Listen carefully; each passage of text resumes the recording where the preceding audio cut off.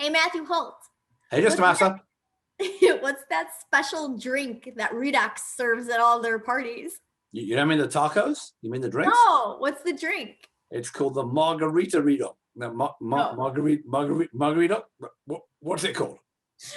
Margaritox. Margaritox. So you brought that up because you're missing the parties, you're missing the tacos, or you're missing They've got some money, and we are going to talk about that deal and try to make you say that word again at least one more time on this episode of Health in 2.00, the February 25th episode.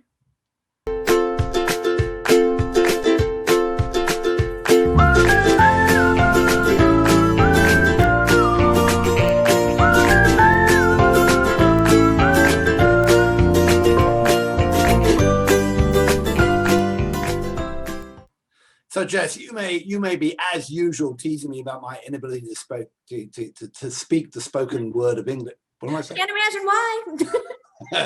But no one cares about that today. All we care about is vast amounts of money coming to digital health. I wrote to Nancy Brown asking her for some money, and she wrote back and said, I've got too much. Oak, HCF, probably the most aggressive investing fund in health tech, raised a mere 1.4 billion, given they only raised 8, and now some of that's going to financial fintech and stuff, but given they only raised 800 million, 18 months ago, I think that our show is safe for a while. Oh, are we getting money from them now? No, but we have stuff to talk about. No one's giving us money, you know that. Although we could start replacing the name Taneja with Nancy Brown in the hope that if we mention enough, some money will just flow our way. I told you we should name the timer rooster after one of these people. The Taneja timer rooster. All right, well, let's get that timer rooster on the go. Little Haymont. Little Haymont is on his way. Are you ready? Here we go. Ching ching with those margaritoxes, because Redox has raised 45 million more in a Series D round, bringing their total up to 95 million. Matthew Holt, what do you think? I can't even make a joke about how much they paid Hideko Arabi, because I made that the Seinfeld joke, which you're not thinking is funny anyway, because I made that joke the first time they raised, and now it's so Redox basically is a plumbing system, right? You take all the mess that is internal hospital IT and all hospital system stuff and Epic, where those guys came from. You take all the mess that is digital health stuff trying to plug into it, and they're in the middle plugging it all in. It's a simple business model, right? They get paid to connect it. It's technically very, very complicated, and they're smart guys, Luke and Nico and the rest of the crew there. But it's a good deal, and they seem to be growing. And they were, so it's all something the data they have more than 1,000 hospitals and more than 300 companies plugged in. So very cool. And a Health 2.0 star from the early days. So I'll claim that one. Well, there you go. All right, more money for a baby company. Nanit gets 25 million in a Series C. This brings their total up to 54 million. I mean, this is very similar to Owlet, which we discussed last week, that went public. It's another sort of smart baby monitor. I think they've got more of a video play, and I don't know exactly what, but apparently the market for babies is huge and getting huger. Although I understand in China that the birth rate is falling, so who knows? All right, speaking of huge, Innovacer brings their total fundraise up to $198.9 million with a 74 million something D round. Jonathan Bush is on the board of this one. This does something with EMRs. Tell me what. Yeah, it's pretty smart. What they do is they take all the different data from different EMRs in one hospital system, bring it all together, and they layer over the top of it a view for the physician about what's missing between the different systems and what a patient needs.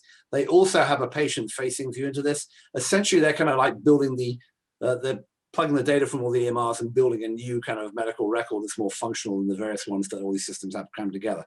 Very clever company, very smart people. All right, a psychedelic biotech company. There's my Haymont Taneja, the timer rooster. I thought it was Nancy Brown the timer. Whoever the timer rooster is, whoever the rooster is, he's here to ask questions about psychedelia. Go on. Psychedelic biotech company acquires a digital health company. What is happening? Literally mind-blowing, and not for the reasons that you would imagine. So MindMed acquires HealthMode.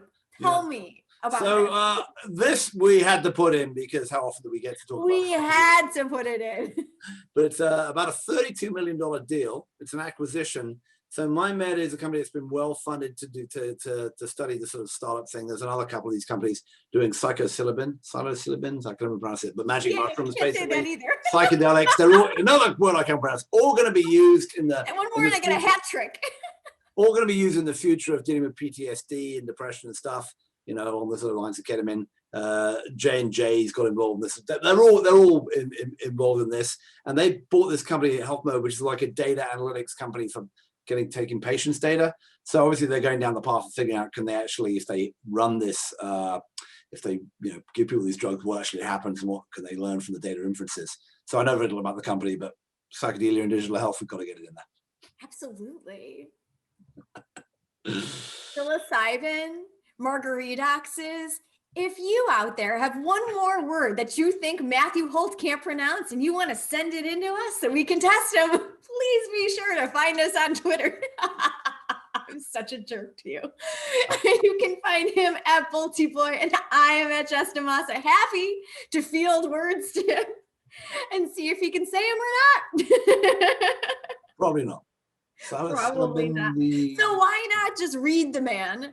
And you can get a cute little personal note, well, not really, but a note from him every week delivered directly into your inbox by signing up for the email newsletter over at thehealthcareblog.com. The big guy is writing these days, so we get to hear what he thinks, which is pretty cool. In addition to getting all of the greatest content from the blog during the week, curated and put together along with these Health in 2.0 shows and my WTF Health interviews. Yeah, including the one with Roy Schoenberg from Amwell, who used to be bald, but now has lots of hair. I'm kind of jealous. You say this every time, but the thing about that interview is I was really surprised to learn about some of the cool tech stuff that they're doing with Google, like some natural language processing. He threw in there some mention of geolocation on Google Maps. Like I was like, that kind of blew my mind. So yeah.